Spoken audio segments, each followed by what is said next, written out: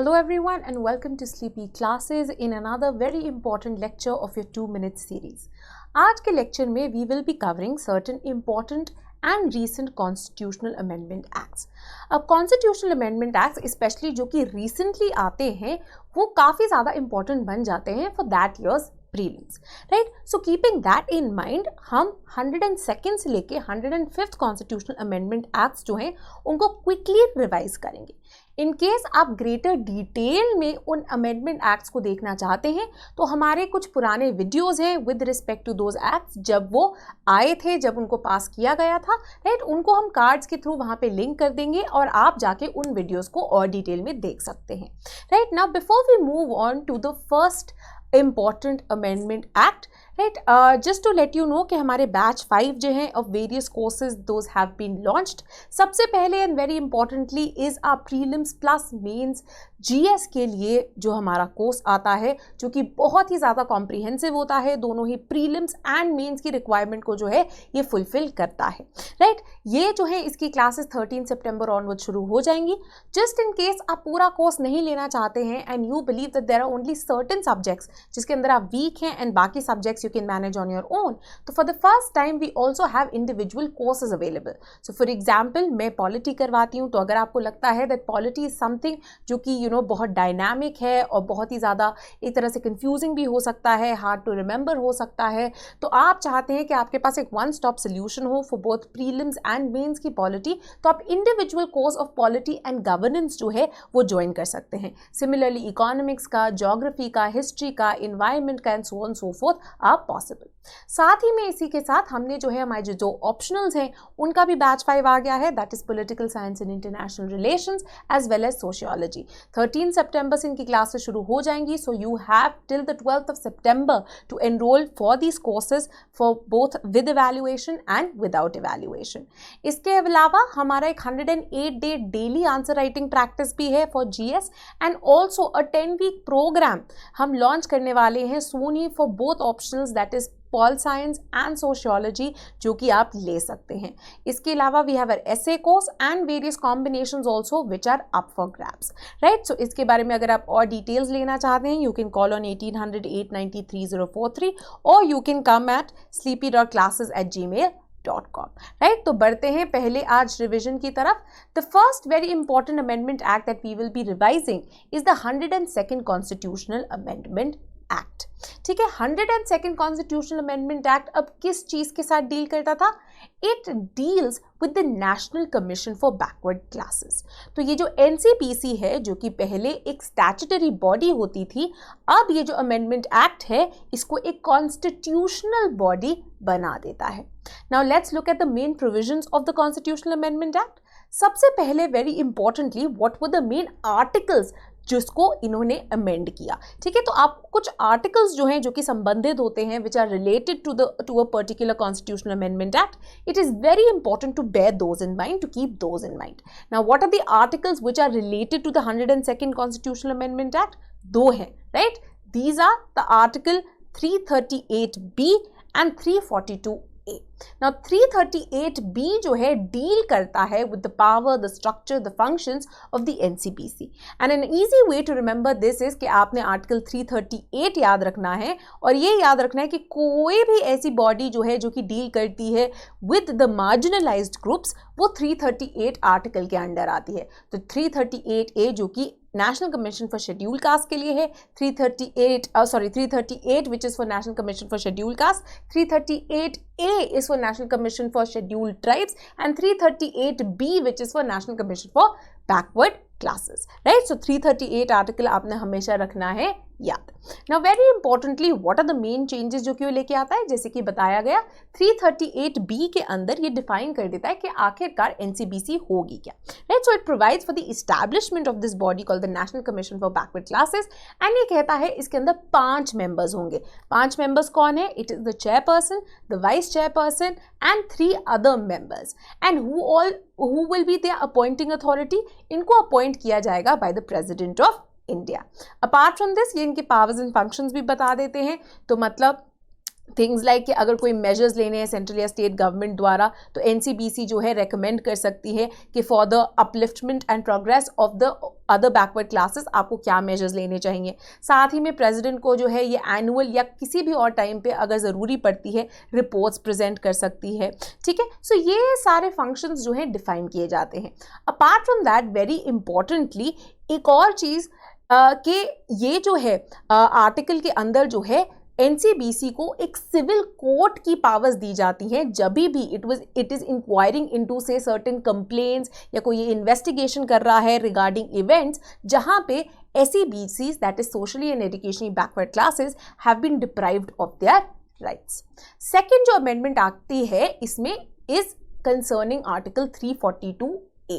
अब article 342A के अंदर इन्होंने क्या ऐड किया, बेसिकली आर्टिकल 342A अब एम्पावर करता है प्रेसिडेंट को that the president in consultation with the governor of a particular state specify कर सकते हैं socially and educationally backward classes with respect to a state और union territory. Now this part is very important because आगे चल के आने वाला हमारा जो recent 105th constitutional amendment act है वो इसी आर्टिकल एंड ये जो लाए गए चेंजेस है by the 102nd amendment act उसके साथ डील करता है।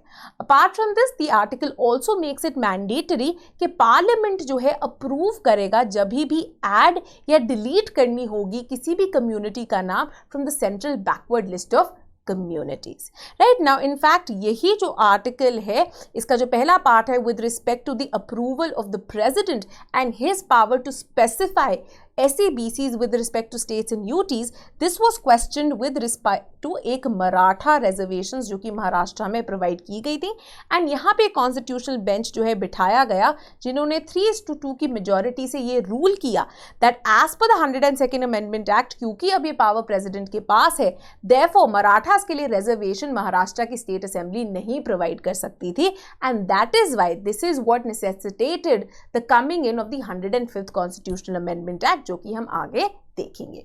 The next very important constitutional amendment act is the 103rd constitutional amendment act जो कि 2019 में आई। 103rd अमेंडमेंट एक्ट किसके साथ डील करती थी, बहुत इंपॉर्टेंट, ये भी डील करती है with reservation but reservation for हुम, for economically weaker section. So EWS के लिए जो रिजर्वेशन है it was provided by the 103rd constitutional amendment act. क्या मेन प्रोविजंस है इस एक्ट के, ना फटाफट देख लेते हैं। ये प्रोवाइड करती है, सबसे पहले क्या याद रखना है हमने, 10% रिजर्वेशन। किस किस में प्रोवाइड करती है रिजर्वेशन, ये दूसरी चीज याद रखनी बहुत ज्यादा जरूरी है। It provides reservation in central government run, मतलब ऐसे एजुकेशनल इंस्टीट्यूशंस ईदर एडेड और unaided which are recognised run by the central government, right. Secondly private educational institutions, right, whether ये एडेड हो या अनएडेड हो, राइट, जो प्राइवेट एजुकेशन इंस्टीट्यूशंस है उनके अंदर भी जो है ये 10% रिजर्वेशन फॉर EWS प्रोवाइडेड है। हाउएवर दिस एग्जेम्प्ट्स होम जो माइनॉरिटी एजुकेशनल इंस्टीट्यूशंस है, ठीक है। इसी के साथ साथ जो सेंट्रल गवर्नमेंट लेवल की पब्लिक एम्प्लॉयमेंट है, गवर्नमेंट जॉब्स हैं, उनके अंदर भी रिजर्वेशन प्रोवाइड की गई है।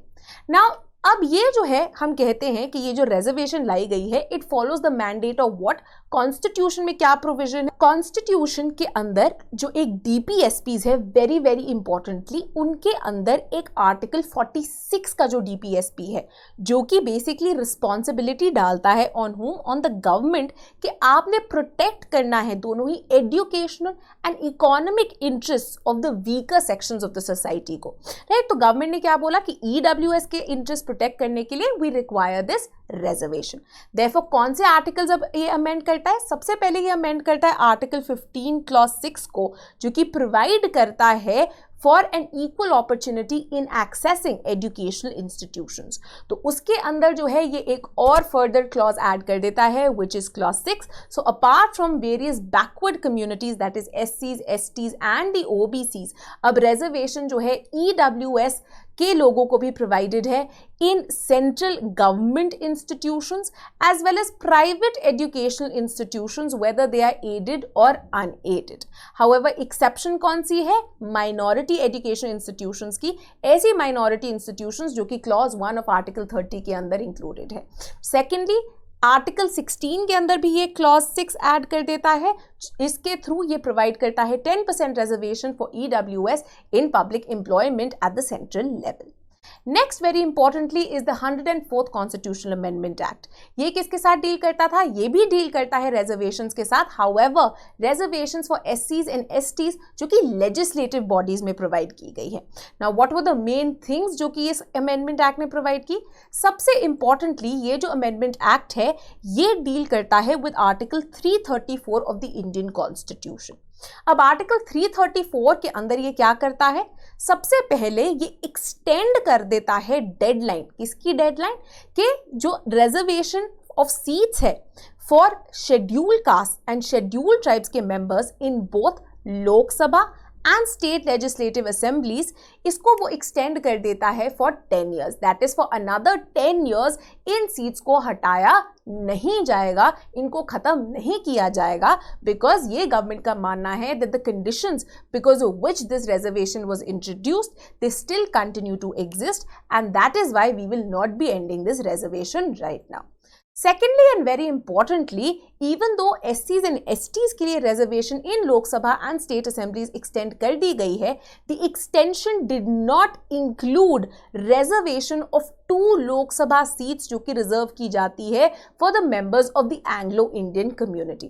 And therefore ये जो practice थी जहाँ पे president जो है nominate करते थे Anglo-Indian community से 2 लोगों को टू द पार्लियामेंट, अब वो इफेक्टिवली अबॉलिश कर दी गई है, इफेक्टिवली ये जो है खत्म कर दी गई है। वेरी इंपॉर्टेंटली स्टेट असेंबलीज भी, फॉर एग्जाम्पल 14 स्टेट असेंबलीज के अंदर एक एंग्लो इंडियन की नॉमिनेशन जो है अलाउड थी। इवन इन दो स्टेट असेंबलीज दिस रिजर्वेशन और this nomination for Anglo Indians has now been put to an end by the 104th constitutional amendment. ठीक है, तो दोनों ही लोकसभा के अंदर एंग्लो इंडियंस की nomination of 2 members and 14 state assemblies के अंदर जो 1 member नॉमिनेट होता था, दोनों ही खत्म कर दी गई हैं।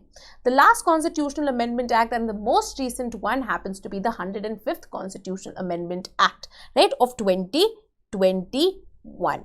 ठीक है, ये 21 है, 2021 के अंदर ये आई है एंड ये डील करती है विद सर्टन अमेंडमेंट्स जो कि 102nd अमेंडमेंट एक्ट में प्रोवाइड किए गए थे एंड द रूलिंग जो कि सुप्रीम कोर्ट के कॉन्स्टिट्यूशनल बेंच की आई with respect to them. Primarily ये डील करती है सबसे importantly with clause 1 and clause 2 of 342A जो कि प्रेसिडेंट को in consultation with the governor कुछ पावर्स देते थे with respect to SEBCs in various states and union territories. इसके साथ ही साथ ये एक और क्लॉज 3 भी ऐड कर देती है एज वेल एज अमेंड करती है articles 366(26)(c) and 338B clause 9 को भी। तो सबसे पहले 342A के अंदर जो एक प्रेसिडेंट को पावर दी गई विद रिस्पेक्ट टू दैट, अब ये क्लैरिफाई कर दिया गया है that apart from the power given to the president, अभी भी स्टेट्स के पास पावर है to maintain a state list of OBCs और SEBCs, that is socially and educationally backward classes, right, जो कि सिस्टम था before the supreme court ruling. साथ ही में ये जो स्टेट लिस्ट है, राइट, इसके ऊपर प्रेसिडेंट का कोई रोल नहीं है, उनकी कोई पावर नहीं है। ये स्टेट लिस्ट के अंदर जो कम्युनिटीज है this will be notified and specified by that respective state की लेजिस्लेटिव असेंबली। तो ये स्टेट की असेंबली जो है बताएगी कौन सी कम्युनिटीज इसमें इंक्लूडेड है या नहीं। साथ ही में वेरी इंपॉर्टेंटली आर्टिकल 366(26)(c) को भी अमेंड किया गया है इन defining socially and educationally backward classes and ये जो डेफिनेशन है includes communities specified both at the central and the state level. Lastly and very importantly 338B clause 9 को भी अमेंड किया गया है। क्यों? इसके थ्रू ये exempt करता है consultation with the NCBC, that is National Commission for Backward Classes, by the states and the union territories जब भी वो prepare कर रहे हैं अपनी list of SEBCs. So in the preparation of that list, they do not need to consult the NCBCs. Only the approval and notification by the respective state assembly is required. ठीक है, तो ये कुछ बहुत ही important recent constitutional amendment acts थी। अब इसके बाद फटाफट देख लेते हैं दो बहुत ही इंपॉर्टेंट क्वेश्चंस को। इन क्वेश्चंस को आप कमेंट्स में आंसर कर सकते हैं and the correct answer will be pinned in the comment section after a day. Now पहला question is consider the following statements and mark the correct ones. सबसे पहली statement है adding or deleting a community from the central backward list of communities requires an approval of the president. Second statement है कि जो preparation of state list of OBCs, this requires a consultation with the National Commission for Backward Classes. आपके options है 1 only, B 2 only, C both 1 and 2 and D neither 1 nor 2. Right? So आप question 1 and फिर अपना जो option है वो mark कर सकते हैं. अब बढ़ते हैं towards the second question of the day. This question states, consider the following statements regarding reservation for EWS and mark the correct option. पहली statement है that under the 103rd Amendment Act, it is not compulsory for state governments to provide reservation to EWS in appointment to state government jobs and admission to state government educational institutions. Second statement है that this derives mandate from Article 21A in Fundamental Rights, जो कि right to education provide करती है. Third, ये available है only for the persons not covered under the scheme of reservations for scheduled castes, scheduled tribes and other backward classes. अब आपके options हैं 1 and 2 only, B 1 and 3 only, C 1 only या D 3 only. Right? इसका answer आप question 2 and then answer के अंदर जो है मार्क कर सकते हैं.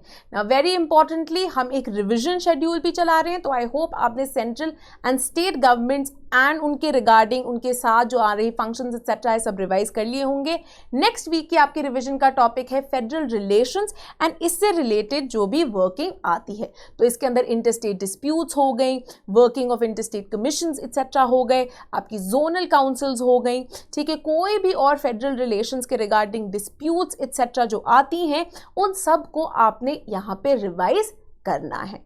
Right, very good. अगर आप खुद कर पा रहे हैं, जस्ट इन केस आप नहीं कर पा रहे हैं, we also have a prelims crash course running जो कि आप ज्वाइन कर सकते हैं. साथ ही में इसके अलावा वी ऑल्सो हैव प्रीलिम्स के लिए test series which will prepare you very well for the D-Day. ठीक है, so this is all that we have today. I hope you will be able to revise these amendments very well and don't forget to answer the questions in your comments. Right? Thank you and see you in the next lecture.